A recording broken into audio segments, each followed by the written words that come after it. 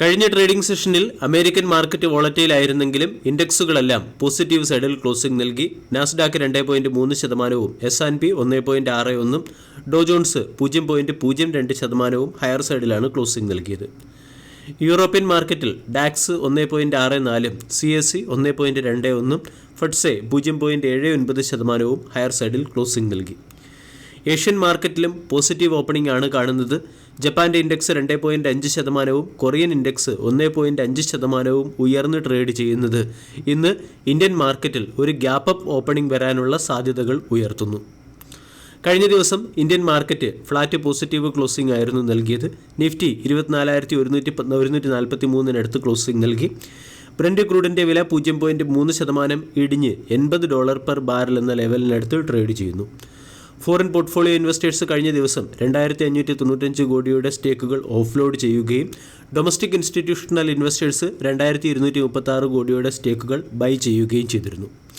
ഇനി ഇന്നത്തെ ദിവസം സ്റ്റോക്ക് സ്പെസിഫിക് ആക്ഷൻ പ്രതീക്ഷിക്കേണ്ട ചില പ്രധാനപ്പെട്ട സ്റ്റോക്കുകളിലേക്ക് കടക്കാം. ഒന്നാമത്തേത് ഗ്ലെൻമാർക്ക് ഫാർമസ്യൂട്ടിക്കൽസ്. ഗ്ലെൻമാർക്ക് ഫാർമസ്യൂട്ടിക്കൽസിൻ്റെ ക്വാർട്ടർലി റിസൾട്ട് മാർക്കറ്റ് അവറിന് ശേഷമാണ് പുറത്തു വന്നത്. ക്വാർട്ടർലി റിസൾട്ട് മികച്ചതാണെങ്കിലും മാർക്കറ്റ് എസ്റ്റിമേഷൻ മിസ് ചെയ്തിട്ടുണ്ട്.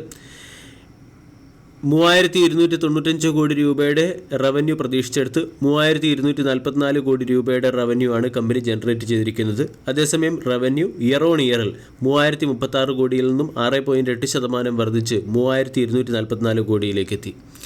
എബിറ്റ 34.8% വർദ്ധിച്ച് 438 കോടിയിൽ നിന്നും 588 കോടിയിലേക്ക് ഉയർന്നു. 599 കോടി രൂപയുടെ എബിറ്റ മാർക്കറ്റ് പ്രതീക്ഷിച്ചു. എബിറ്റ മാർജിൻ 14.41% നിന്നും 18.13% ഉയർന്നിട്ടുണ്ട്. മാർക്കറ്റ് 18.2% എബിറ്റയാണ് പ്രതീക്ഷിച്ചത്. In terms of profit company market എസ്റ്റിമേഷനെ ബീറ്റ് ചെയ്തിട്ടുണ്ട്. 313 കോടി രൂപയുടെ പ്രോഫിറ്റാണ് മാർക്കറ്റ് പ്രതീക്ഷിച്ചത്. പ്രോഫിറ്റ് 96.5% വർദ്ധിച്ച് 340 കോടിയായി ഉയർന്നു. കഴിഞ്ഞ വർഷം 173 കോടി രൂപയുടെ പ്രോഫിറ്റ് ആയിരുന്നു. പ്രോഫിറ്റിൽ 96.5% വർധനവുണ്ടായതുകൊണ്ട് ഇന്നത്തെ ട്രേഡിംഗ് സെഷനിൽ ഗ്ലെൻമാർക്ക് ഫാർമസ്യൂട്ടിക്കൽസ് എന്ന സ്റ്റോക്കിനെ ഫോക്കസ് ചെയ്യാവുന്നതാണ്. റിലയൻസ് പവറിൻ്റെയും ക്വാർട്ടർലി റിസൾട്ട് മികച്ചതാണ്. 296 കോടി രൂപയുടെ ലോസിൽ നിന്നും കമ്പനിയുടെ ലോസ് 97.8 കോടിയിലേക്ക് ചുരുങ്ങി. മാർജിൻ 32.1 നിന്നും 32.6 ഉയരുകയും എബിറ്റ 615 കോടിയിൽ നിന്നും 651 കോടിയിലേക്ക് മെച്ചപ്പെടുകയും ചെയ്തു. കമ്പനിയുടെ റവന്യൂ 1914 കോടിയിൽ നിന്നും 1992 കോടിയിലേക്ക് ഉയർന്നു. ഓല ഇലക്ട്രിക് മൊബിലിറ്റിയുടെ ക്വാർട്ടർലി റിസൾട്ടിൽ റവന്യൂ 32% വർദ്ധിച്ച് 1,243 കോടിയിൽ നിന്നും 1,644 കോടിയിലേക്ക് എത്തി.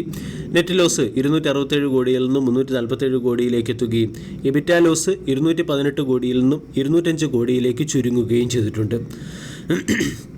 മാർക്കറ്റിൽ ലിസ്റ്റഡ് ആയതിനു ശേഷം കമ്പനിയുടെ ക്വാർട്ടർലി റിസൾട്ടിൽ ലോസ് ഉയർന്നത് സ്റ്റോക്കിനെ ചിലപ്പോൾ പ്രതികൂലമായി ബാധിക്കാൻ സാധ്യതയുണ്ട്.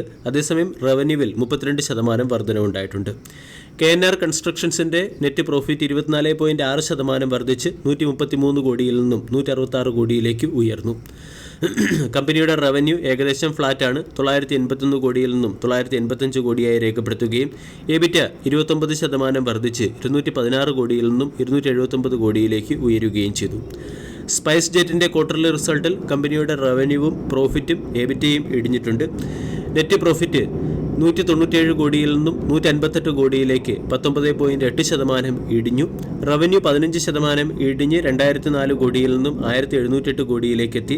എബിറ്റ 25% ഇടിഞ്ഞ് 389 കോടിയിൽ നിന്നും 292 കോടിയായി രേഖപ്പെടുത്തി. എബിറ്റ മാർജിൻ 19.4% നിന്നും 17.1% ഇടിഞ്ഞു. സൺടെക് റിയാലിറ്റിയുടെ നെറ്റ് പ്രോഫിറ്റ് 7 കോടിയിൽ നിന്നും 7 കോടി രൂപയുടെ പ്രോഫിറ്റിൽ നിന്നും 23 കോടി രൂപയുടെ ലോസിലേക്ക് എത്തി. കമ്പനിയുടെ റവന്യൂ 71 കോടിയിൽ നിന്നും 361 കോടിയിലേക്ക് ഉയർന്നിട്ടുണ്ട്. എബിറ്റ ലോസ് 7 കോടി രൂപയുടെ എബിറ്റ ലോസിൽ നിന്നും 31 കോടി രൂപയുടെ പ്രോഫിറ്റിലേക്ക് എത്തിയിട്ടുണ്ട്. അതുപോലെ തന്നെ കമ്പനിയുടെ നെറ്റ് പ്രോഫിറ്റ് 7 കോടി രൂപയുടെ ലോസിൽ നിന്നും 23 കോടി രൂപയുടെ പ്രോഫിറ്റിലേക്കാണ് എത്തിയിരിക്കുന്നത്. എബിറ്റ മാർജിൻ 9.9% ഉയർന്നു. സൺടെക് റിയാലിറ്റിയുടെ ക്വാർട്ടർലി റിസൾട്ട് പോസിറ്റീവാണ്. പിറ്റി എഞ്ചിനീയറിംഗിൻ്റെ ക്വാർട്ടർലി റിസൾട്ടിൽ കമ്പനിയുടെ റവന്യൂ 32% വർദ്ധിച്ച് 290 കോടിയിൽ നിന്നും 383 കോടിയിലേക്ക് ഉയർന്നു. നെറ്റ് പ്രോഫിറ്റ് 50% വർദ്ധിച്ച് 14 കോടിയിൽ നിന്നും 21 കോടിയിലേക്ക് ഉയർന്നു. എബിറ്റ മാർജിൻ 14.74% രേഖപ്പെടുത്തുകയും എബിറ്റ 42 കോടിയിൽ നിന്നും 56 കോടിയായി ഉയരുകയും ചെയ്തു. ഇനി ഇന്ന് ഫോക്കസ് ചെയ്യേണ്ട മറ്റ് ചില പ്രധാനപ്പെട്ട സ്റ്റോക്കുകളിലേക്ക് കടക്കാം. ഒന്നാമത്തേത് വേദാന്ത ഹിന്ദുസ്ഥാൻ സിങ്കിൻ്റെ 3.31% സ്റ്റേക്കുകൾ OFS വഴി ഓഫ്ലോഡ് ചെയ്യുകയാണ്. 486 രൂപ പെർ ഷെയർ എന്ന റേറ്റിലുള്ള ഫ്ലോർ പ്രൈസ് ആണ് നിശ്ചയിച്ചിരിക്കുന്നത്. രണ്ടാമത്തേത് മാക്സ് ഇന്ത്യ മൾട്ടിപ്പിൾ ഇൻസ്ട്രുമെൻറ്റ്സ് വഴി 250 കോടി രൂപയുടെ ഫണ്ട് റൈസ് ചെയ്യുന്നതിന് ബോർഡ് ഓഫ് ഡയറക്ടേഴ്സിൻ്റെ അപ്രൂവൽ ലഭിച്ചു. ടി സ്റ്റീൽ ഹോൾഡിംഗ് എന്ന കമ്പനിയുടെ 115 കോടി ഷെയറുകൾ ടാറ്റ സ്റ്റീൽ 1528 കോടി രൂപയ്ക്ക് ബൈ ചെയ്തിട്ടുണ്ട്.